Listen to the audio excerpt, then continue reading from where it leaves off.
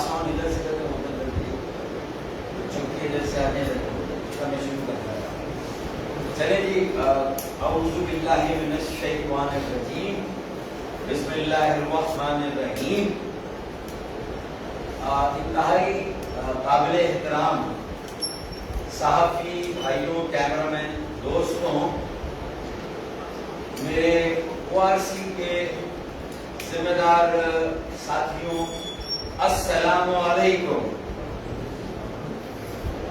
آج 10 جون ہے اور ہر سال جون کے مہینے میں وفاقی بجٹ کا اعلان ہوتا ہے اور اسی کے ساتھ ساتھ پھر صوبائی بجٹس کا اعلان ہوتا ہے اور یہ سارے بجٹس پاس بھی کر لیے جاتے ہیں.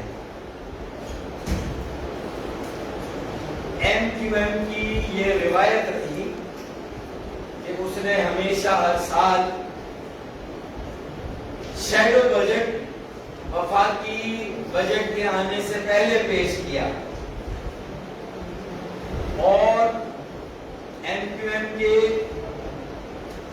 کتنے بھی گھڑے ہو گئے ہوں، میں یہ سمجھ رہا ہوں کہ میں آج تنظیم بحالی کمیٹی MQM کے جن ساتھیوں کے ساتھ یہاں بیٹھا ہوں اور میرے ساتھ یہ جو نوجوان اور ان کی ٹیم یہاں تشریف رکھتی ہے، ہر سال کی طرح ہم نے آج بھی ایک شیڈو بجٹ کی طرح، یہ پوری طرح سے شیڈو بجٹ نہیں ہے، ہم نے اہم بجٹ تجاویز تیار کی ہے. انہیں وفاقی وزیر خزانہ، وفاقی وزیر منصوبہ بندی، وزیر اعظم پاکستان اور صوبائی وزیر اعلیٰ، اور اگر صوبے میں کوئی وزیر خزانہ ہے تو ان کو ارسال کیا ہے. شیڈو بجٹ اور بجٹ تجاویز برائے سال 2021-2022. اور ہم ہر سال یہ کیوں کرتے ہیں کہ ہمارا یہ دعویٰ ہے کہ ہمارے پاس اس ملک کے بنیادی مسائل کا حل ہے. ہم ہی ملک کی مڈل کلاس اور ملک کے عام طبقے کے حقیقی اور صحیح نمائندے ہیں.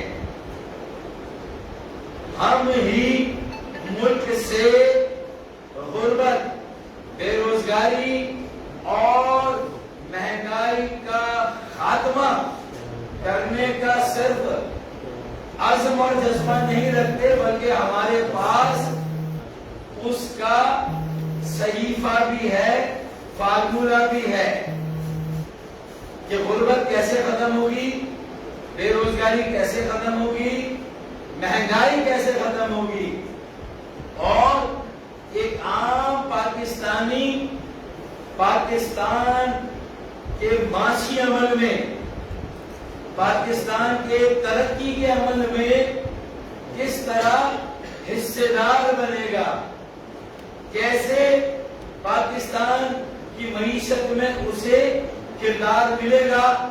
یہ فارمولا اگر کسی کے پاس ہے تو یہ شہری سندھ سے تعلق رکھنے والا ایک نظریاتی، عوامی، اللہ کا ڈر اور لوگوں کا درد رکھنے والا، پرخلوص بے لوث خدمت کا جذبہ رکھنے والا جو سیاسی عمل ہے، یہ اس کے پاس یہ نسخہ ہے، صحیفہ ہے، یہ فارمولا ہے کہ ملک سے ہمیشہ کے لیے غربت، مہنگائی اور بے روزگاری کو کیسے ختم کیا جا سکتا ہے. تو یہ متبادل ریسیپی ہے، یہ متبادل نسخہ ہے جو 70 سالوں سے نسخہ یا وفاقی بجٹ اور صوبائی بجٹ عوام کے سامنے اسمبلیوں میں پیش کیا جاتا ہے اور وہی آپس میں مفادات اسے پاس کرا لیا جاتا ہے اور پاکستان کے 22 کروڑ عوام صرف جون کے مہینے میں تماشا دیکھتے ہیں.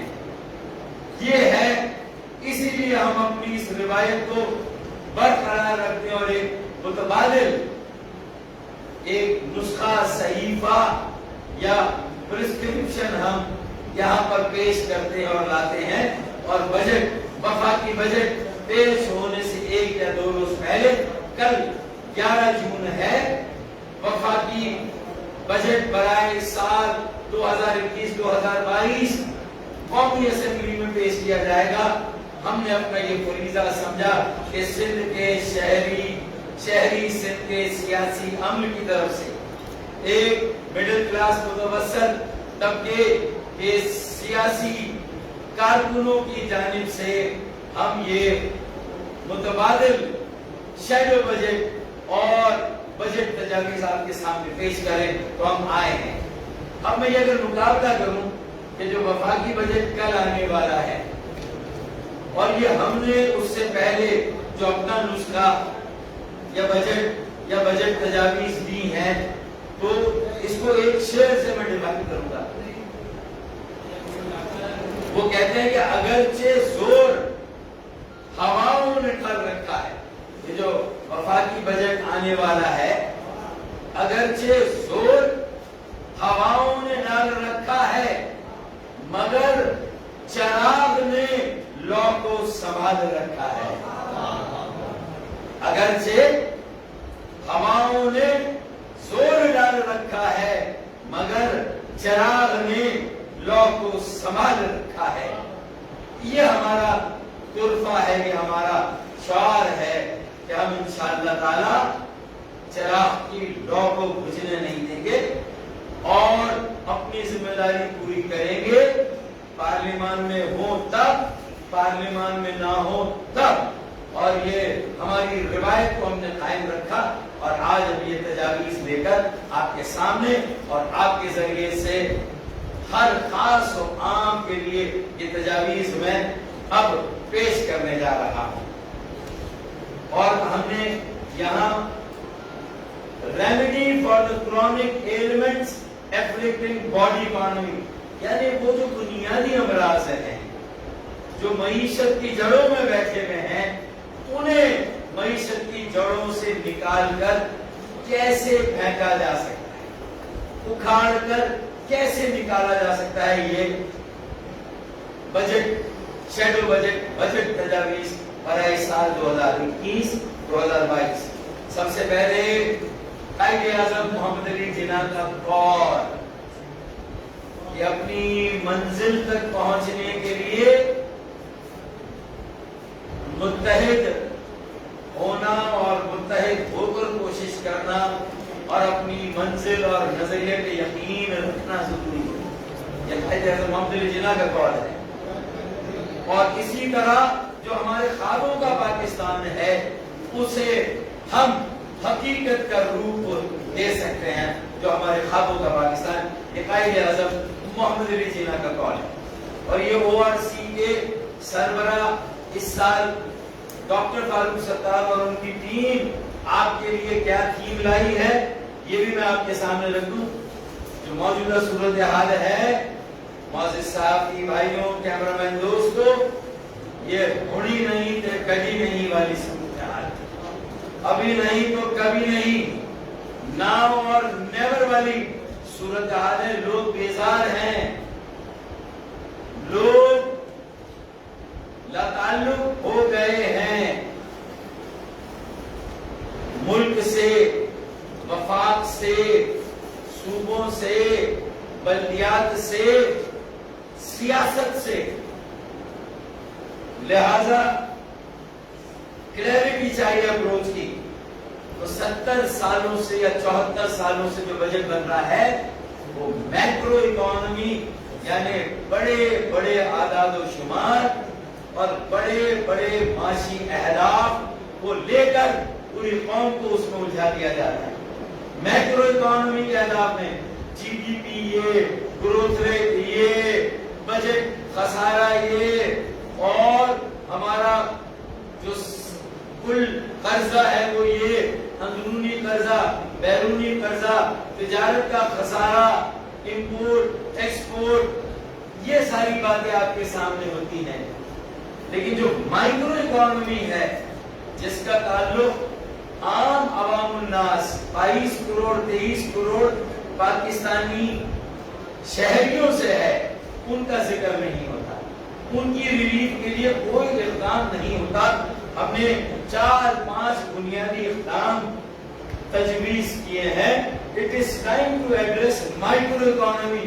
مقصد غربت اپنی بدترین سطح پر ہے، 74 سال ہونے کو آ رہے ہیں پاکستان کے قیام کو، 14 اگست قریب ہے، تو غربت کا خاتمہ، بے روزگاری کا خاتمہ، پھر عام پاکستانی مڈل کلاس پاکستانی پر ٹیکسوں کے بوجھ کو کم کرنا، اور یوٹیلیٹیز کے نرخ جو خدمات ہیں، سروسز ہیں، خاص طور پر بجلی، گیس اور تیل، بجلی، گیس اور تیل کی قیمتوں کو فی الفور کم کرنا، پاکستان کی معیشت کو ایک موقع دینے کے مترادف ہے۔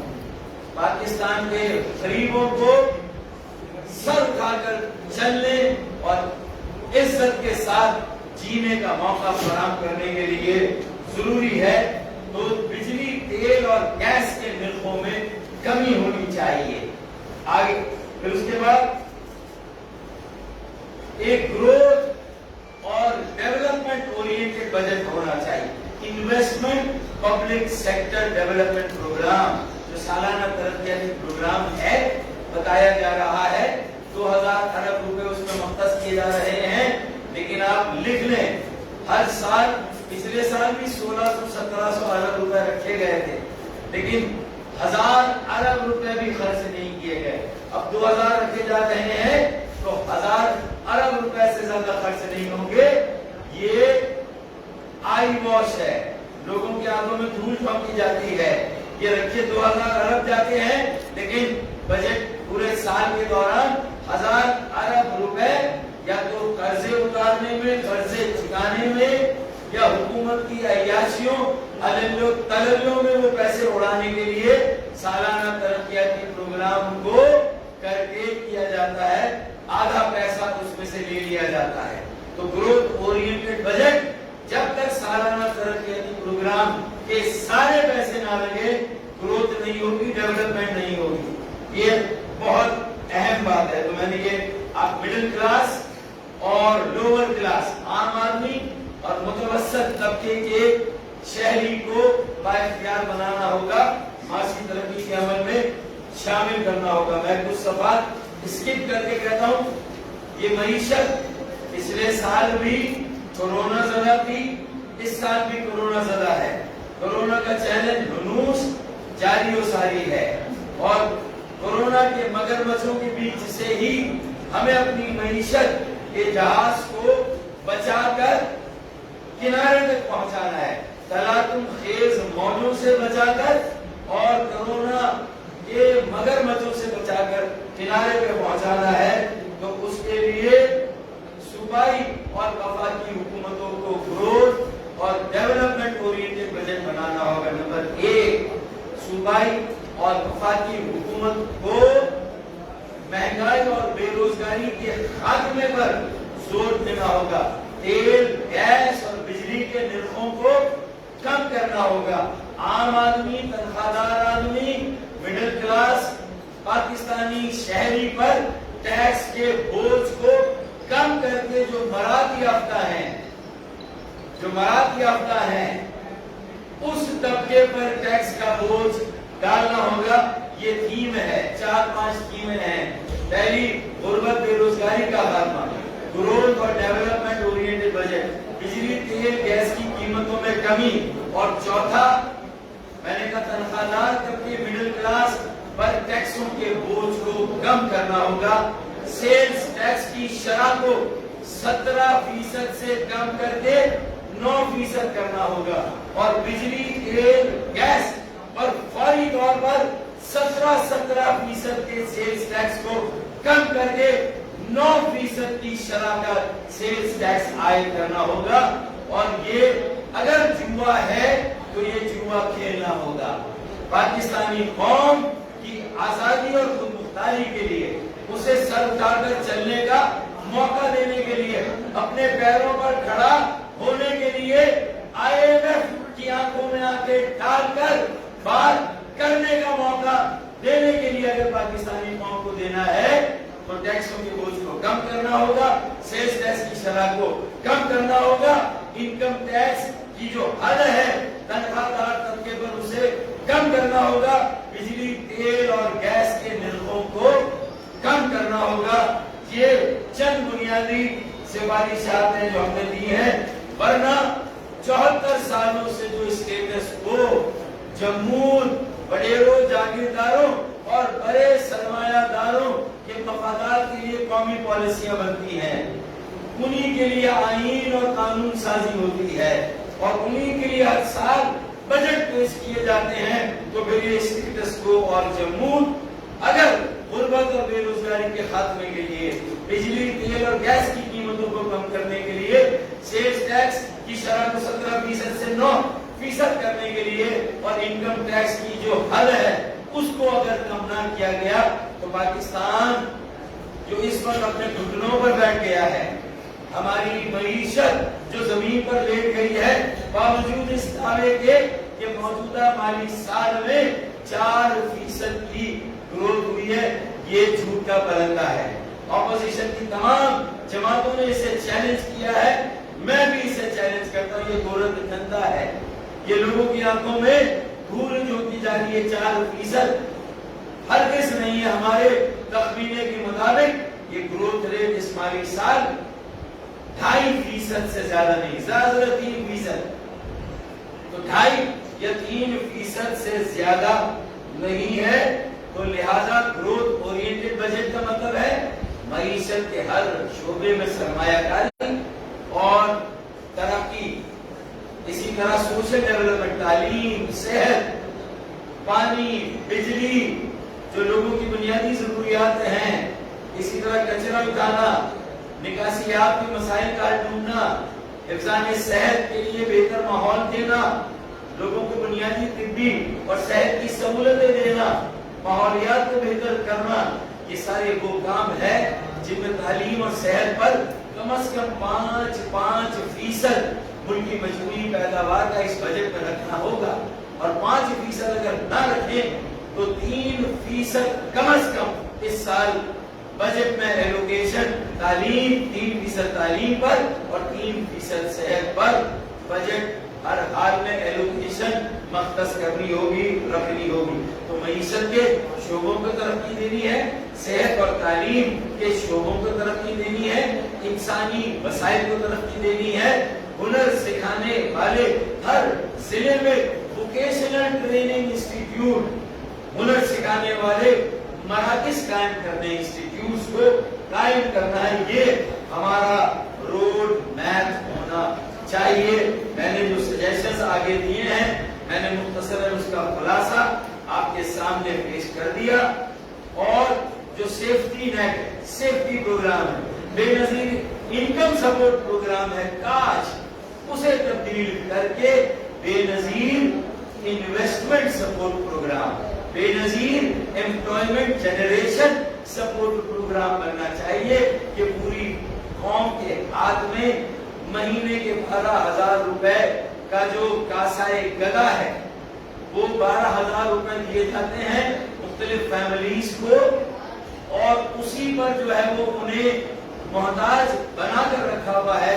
लेकिन इन्वेस्टमेंट और एम्प्लॉयमेंट जनरेट करना, self employment, micro finance, professor Yunus Bangladesh Nobel इनाम याफ्ता 70 लाख बांग्लादेश की जो माए बहनें आज अपने पैरों पे खड़ी हैं, वो बांग्लादेश के ज़रे मुबादला में $2 अरब इजाफी हर साल कमाकर कौमी खजाने में लाती है बांग्लादेश।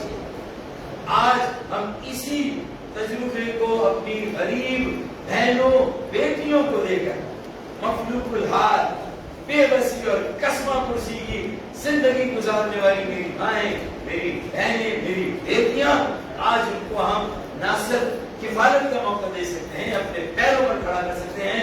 जो ये बेनजीर इनकम सपोर्ट प्रोग्राम है, एहसास प्रोग्राम है, इन सबको अगर थोड़ा सा रीऑर्गेनाइज किया जाए, थोड़ा सा इन्हीं शनाख्ती कार्ड की बुनियाद और डेटा की बुनियाद पर अब बजट को बढ़ाकर इनमें से कुछ खानदानों को माहाना के 12,000 या 6,000 की खैरात की बजाय इन्हें छोटे छोटे खर्चे देकर छोटे छोटे काम और छोटे छोटे कारोबार पर लगाया जाए। ये पाकिस्तान की मजमूई माशी तरक्की के लिए भी एक अच्छा अमल होगा। मुझे उम्मीद है कि मेरी इस बात का शायद कुछ असर हो। सारा साल से हम ये मशवरा दे रहे हैं, उसकी गुंजाइश है। फिर वेंचर कैपिटल फाइनेंसिंग, ये सिंध के शहरों, शहरी सिंध और इसी तरह पाकिस्तान के जो प्राइमरी और सेकेंडरी सिटीज है, वहाँ के बेरोजगार नौजवान कहाँ पर जाएंगे? फिर हमारे तो रोजगार को खैर आईनी कोटा सिस्टम खा गया, जो बाकी रोजगार हमारे कोटे का बचा था वो जाली डोमिसाइल खा गया। तो अब कम से कम हमारे बच्चों को वेंचर कैपिटल फाइनेंसिंग के तहत अगर उनके पास आइडियाज हैं तो जमीनें जो बड़े बड़े माफिया कब्जा करते हैं और उसमें बड़ी बड़ी स्कीमें बनाते हैं, तो उन कब्जा माफिया लैंड ग्रैबर से उन जमीनों को बचाकर जो बची हुई हैं और जो कब्जे में वो वापस लेकर नौजवान पढ़े लिखे आला तालीम याफ्ता नौजवानों का टीका बैंक बना के उन्हें छोटे छोटे कर्जे दिए जाए, उनकी सोसाइटियां बनाई जाए, एक एक जगह 20-20 नौजवानों को जमा किया जाए। वो 20-20 नौजवानों का ग्रुप कहीं रिसर्च का काम कर रहा होगा, कहीं IT का, कहीं सॉफ्टवेयर का, कहीं वो कोई चीज मैन्युफैक्चर कर रहा होगा, मशीन की इंपोर्ट पर ड्यूटीज को बिल्कुल जीरो कर दें। तो इससे मुल्क और कौम तरक्की कर सकती है, आगे बढ़ सकती है, बेरोजगारी खत्म हो सकती है।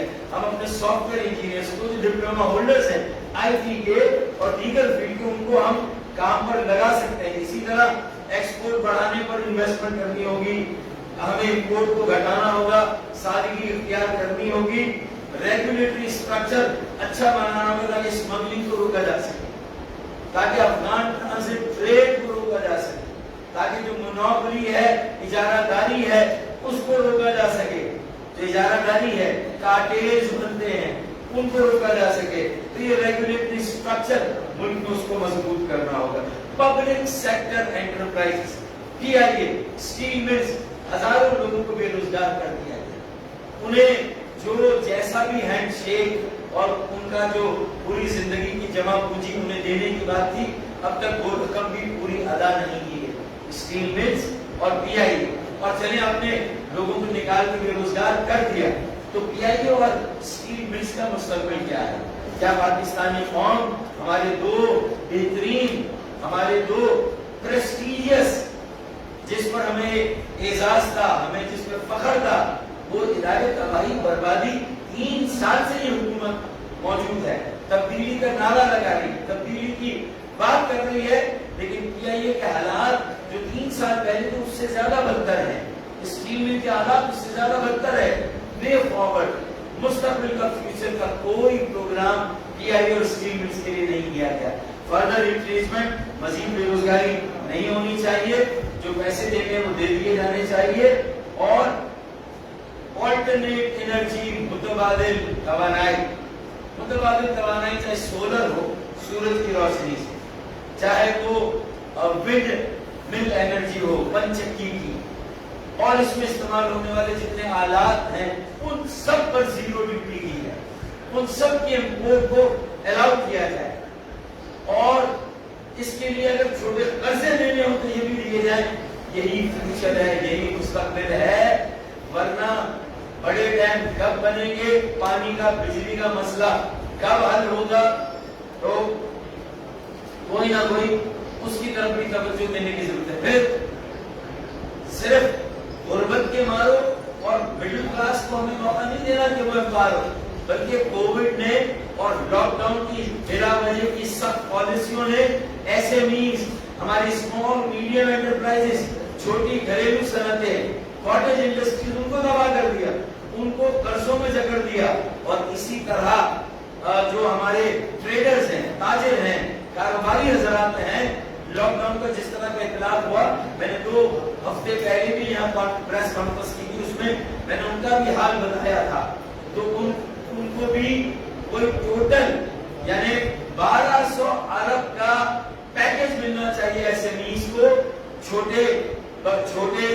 تاجروں کو، گھریلو صنعت اور کاٹیج انڈسٹری سے تعلق رکھنے والوں کو، اور جو تعلیمی شعبے سے وابستہ ہے، جہاں تعلیمی ادارے بند ہیں، جہاں ٹیچرز بے روزگار ہو گئے، آن لائن تعلیم دی جا رہی ہے، سب بچوں کے پاس کمپیوٹر، سیل فون، لیپ ٹاپ نہیں ہے، تو ان ساری چیزوں کا بندوبست کرنے کے لیے تعلیمی اداروں کو بھی سبسڈی ملنی چاہیے، تعلیمی اداروں کے ساتھ چھوٹے تاجروں کو، کاروباری حضرات کو اور چھوٹی گھریلو صنعتوں کو بھی 1200 ارب روپے کا پیکج کم از کم ملنا چاہیے، یہ ہمارے اس میں شامل ہے، اور یہ ساری اگر ٹریٹمنٹ ہوگی اور یہ اقدام ہوں گے تو پھر ہماری جی ڈی پی کی گروتھ ریٹ اور جی ڈی پی کا سائز بھی بہت تیزی سے آگے بڑھے گا، اور گروتھ ریٹ 5 سے 6% ہو، 6% کم از کم گروتھ ریٹ ہونی چاہیے، یہ ہمارا ٹارگیٹ ہونا چاہیے۔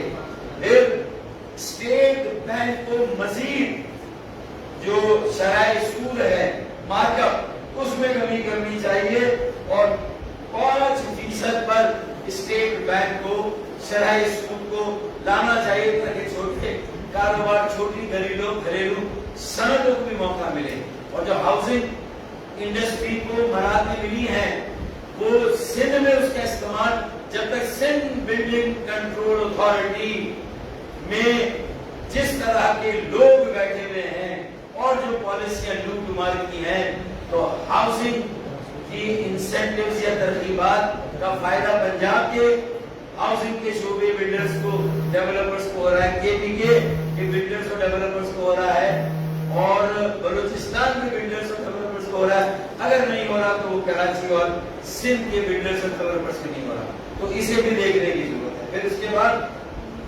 تیل پر ہنڈا ٹیکس، بھتہ، petroleum levy, P T I جب اپوزیشن میں تھی تو پیٹرولیم لیوی 10% کہتی تھی بھتہ ہے، ہنڈا ٹیکس۔ چودھری نثار جب اپوزیشن میں تھے، جب پیپلز پارٹی یوسف رضا گیلانی کی تھی تو وہ کہتے تھے کہ بھتہ ٹیکس، ہنڈا ٹیکس۔ پیپلز پارٹی کی حکومت میں بھی ہنڈا ٹیکس رہا، پی ایم ایل این کی حکومت میں بھی یہ ہنڈا ٹیکس رہا، اب تبدیلی کا دعویٰ کرنے والی حکومت کا بھی تیسرا سال اور غالباً چوتھا بجٹ ہے، اب بھی یہ 10% کا ہنڈا ٹیکس اسی طرح قائم رہے گا، تو پھر کون سی تبدیلی کی بات کی ہے؟ آخری بات، سمندر پار پاکستانیوں کو لو کاسٹ ہاؤسنگ اسکیم میں خصوصی مراحل دی جائے، زمینیں دی جائیں، قرضے بھی دیے جائیں، اور انہیں لو کاسٹ ہاؤسنگ میں خاص طور پر ان کے انٹرسٹ کو انوائٹ کیا جائے، ان کی دلچسپی، ان کو ترغیبات دی جائے،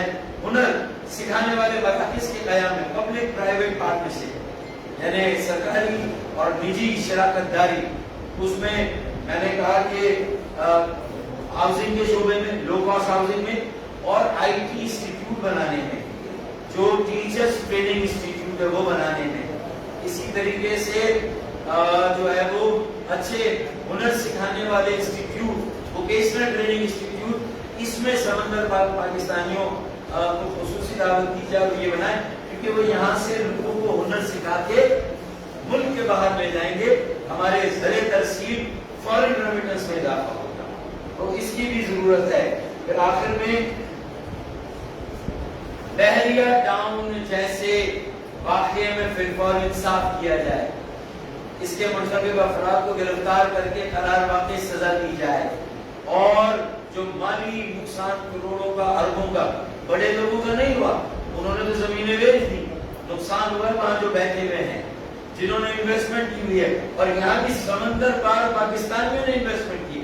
اگر سمندر پار پاکستانیوں کی سرمایہ کاری کو تحفظ نہ دیا گیا، ان کی دلچسپی کو برقرار نہ رکھا گیا، تو پھر یہ اگر بحریہ ٹاؤن کا ایک سانحہ پورے پاکستان سے سمندر پار پاکستانیوں کو سرمایہ کو باہر لے جائے، واپس لے جائے گا، اور آئندہ سرمایہ کاری نہیں ہوگی، تو بحریہ ٹاؤن کے واقعے کو ایک مثال بنانا چاہیے، اور کمپنسیشن ازالہ دینا چاہیے جو بحریہ ٹاؤن میں پراپرٹی ڈیلرز تھے، शोरूम्स थे, छोटे ताजिर और कारोबारी थे, जिनका भी जो नुकसान हुआ है, उनका करोड़ों का अरबों का नुकसान हुआ। हुकूमत को इसका इजाला करना चाहिए। ये बाकी अब आते हैं शहरी सिंध पर आखिर में और कराची पर। कराची चलता है तो पाकिस्तान चलता है। कराची का बट्टा बिठाया जा रहा है, गोया के पाकिस्तान का बट्टा बिठाया जा रहा है, गोया के पाकिस्तान की मईशत का बट्टा बिठाया जा रहा है। मैं इतना कह दूं कि 5-6 सालों से हम अलग हो गए लंदन से, लेकिन कराची को उसका हक आज तक नहीं मिला। कराची को उसका हक नहीं मिला, न सर उठाने का मौका है, न इज्जत के साथ जीने का कोई मौका है। उसी तरह खैरात पर गुजारा है। 4000 अरब का टैक्स हम मरकज और सूबे को देते हैं, 4000 अरब का, और उस 4000 अरब के जवाब में हमें 1.5% की खैरात मिलती, 2% भी नहीं, 1.5%। 20 अरब रुपए सूबे से और 40 अरब मरकज से। ये खैरात है, ये हमारा हक नहीं। कम से कम 300 से 400 अरब रुपए कराची को मिलने चाहिए। K4 का मंसूबा एक मरहले में नहीं, 2 मरहले में नहीं, 3 में नहीं, तीनों मरहलों को यकजा करके 200, 300, 400 अरब रुपए रखते हो। 4 साल में हंगामी बुनियाद पर K4 के 65 करोड़ गैलन यौमिया इजाफी पानी के इस मंसूबे को मुकम्मल होना चाहिए, वरना पानी के फसादात मौजूदा गर्मी के महीनों या आइंदा मौसम गर्मा में हमारा इंतजार कर रहे हैं। और ये पानी की कमी के फसादात लसानी फसादात में तब्दील होंगे। कराची का माशरती फैब्रिक तबाह बर्बाद होगा, लोगों के सोशल ताल्लुकात और बंधन खराब होंगे। ये शहर बैरूत, लबनान के बैरूत की तरह 20 साल के लिए मजीद टर्मोइल, बदअमनी और अदम इस्तेहकाम में चला जाएगा, और वहां से उसे वापस लाने के लिए आपके पास कोई चारागाह नहीं होगा। लिहाजा पानी पानी पानी। K4 4 साल में 400 अरब रुपए देकर 4 साल में इसे मुकम्मल किया जाए। 65 करोड़ गैलन पानी कराची को दिया जाए। सर्कुलर ट्रेन ये भी 4 साल में मुकम्मल हो सकती है, अगर 300-400 अरब जो इस मंसूबे के लिए दरकार है दे दिए जाए। अगले 4 सालों में जो सालाना 400 अरब मैं कराची के लिए मख्तस करने की बात कर रहा हूँ, उस हवाले से फिर इसी तरह और हैदराबाद की यूनिवर्सिटी अब कायम होनी चाहिए। ये 5 जो है वो इंस्टीट्यूट बनाया जा रहा है हैदराबाद में, और लॉलीपॉप दी जा रही 5 फैकल्टियां, एक इंस्टीट्यूट, उसे जामशोरो या मेहरान यूनिवर्सिटी से कनेक्ट कर दिया जाएगा। फिर हैदराबाद वालों को लॉलीपॉप दी जाएगी। फिर मेरे साथी जो है वो खामोश बैठे हैं, फिर बजट पास कराने की तैयारी कर रहे हैं। कल की सुबह की फ्लाइट ले रहे हैं, इस्लामाबाद जा रहे हैं। तो मैं जाते जाते उन्हें बता रहा हूँ कि भाई कुछ ना लाओ, K4 ले आओ वहां से, 1 साल के लिए 400 अरब रुपए कराची के लिए ले आओ, हैदराबाद की यूनिवर्सिटी ले आओ, सर्कुलर ट्रेन का मंसूबा ले आओ, उसकी एलोकेशन लिखी हुई हो। ये नहीं कि बस 25 अरब रुपए 40 अरब कराची को देंगे, ऐसे नहीं चाहिए। लिखा होना चाहिए, बजट में नाम होना चाहिए सर्कुलर ट्रेन के मंसूबे का, K4 का वफाकी बजट में नाम होना चाहिए। फिर इसी तरह हैदराबाद को 25 अरब दे, फैसलाबाद को दे, गुजरांवाला, लाड़काना, शिकारपुर और दादू, बदीन, कोयटा, भागलपुर, मुल्तान, रावलपिंडी, सब शहरों को भी किसी को 10 अरब, किसी को 20 अरब सालाना बराह रास्त मिलने चाहिए। आर्टिकल 160 के तहत 8वां कौमी मालियाती कमीशन ऐलान हो, सूबों के थोड़े वसाइल कम करके बराह रास्त वफाक से शहरों, कस्बों, देहातों और बल्दियाती इदारों को फंडिंग होनी चाहिए। ये मैंने सब कुछ लिखकर पिंडी भी भेजा है, इस्लामाबाद भी भेजा है। मेरी जो आखिरी गुजारिश है आपसे कि आर्टिकल 140A सुप्रीम कोर्ट में है, वफाकी हुकूमत और जो मेरे MPM के नुमाइंदे हैं वो सुप्रीम कोर्ट में ये पिटीशन चलाएं, ताकि सूबे और बल्दियात और शहरों के दरमियान जो कैफियत है इख्तियारात की, उसका फैसला हो اور آرٹیکل 140A کی تشریح سپریم کورٹ سے ہو جائے. تو آرٹیکل 160 بتایا, آرٹیکل 140A بتایا, یہ پولیٹیکل اور انتظامی ایشوز ہیں. ٹیکنالوجی, آرٹیفیشل انٹیلیجنس میں انویسٹمنٹ ہونی چاہیے, 5G ٹیکنالوجی میں انویسٹمنٹ ہونی چاہیے, بلاک چین ڈیٹا انٹیگریشن میں ہونی چاہیے, ریسرچ اینڈ ڈیولپمنٹ میں پورے پاکستان کے نوجوانوں کا ڈیٹا ایک جگہ پر جمع ہو, اور اس کے لحاظ سے ہمیں مستقبل کی منصوبہ بندی, نوجوانوں کو امپاور کرنا ہے, نوجوانوں کو مواقع دینے, الگ سے کچھ صفحات بجٹ کے نوجوانوں کے لیے مختص ہونے چاہیے. اسی طرح میں نے کانسٹیٹیوشنل بھی بتا دیا, وآخر دعوانا ان الحمدللہ رب العالمین. لیکن عوام کیا ایکسپیکٹ کر رہے ہیں کہ بے روزگاری میں کمی آئے گی, لوگوں کو روزگار ملے گا, اور جو اشیاء خرد کی قیمتیں ہیں, جو کچن اور باورچی خانے کے آئٹمز ہیں, روزمرہ کے استعمال کی اشیاء ہیں, عوام ایک بار پھر یہ آس لگا کر بیٹھے ہیں اور اپنے دل ہی دل میں یہ شعر پڑھ رہے ہیں کہ کالی راتوں کو بھی رنگین کہا میں نے, کالی راتوں کو بھی رنگین کہا میں نے, تیری ہر بات پہ آمین کہا میں نے. تو اب یہ ابھی تک تو یہ آمین چل رہا ہے تیری ہر بات پہ, لیکن اگر نوجوانوں کا, پورے ملک کے غریبوں کا جو دیوار میں چنوا دیے گئے ہیں, اگر کسی دن ان کا متھا گھوما تو پھر سب ٹھاٹ پڑا رہ جائے گا جب ڈھاٹ چلے گا بنجارا. صرف میں متنبہ کر رہا ہوں, وارننگ دے رہا ہوں, وفاقی حکومت اور صوبائی حکومت سندھ کو ہوش کے ناخن لیں. بڑے بٹیروں اور جاگیرداروں کی 50 لاکھ سے اوپر کی آمدنی پر بھی ٹیکس ہو. اگر تنخواہ دار طبقے کے 5 لاکھ روپے کی سالانہ آمدنی پر انکم ٹیکس ہے, تو وڈیروں, جاگیرداروں کی, زمینداروں کی 50 لاکھ سے زیادہ آمدنی پر بھی ٹیکس ہونا چاہیے. باقی دعوانا الحمدللہ.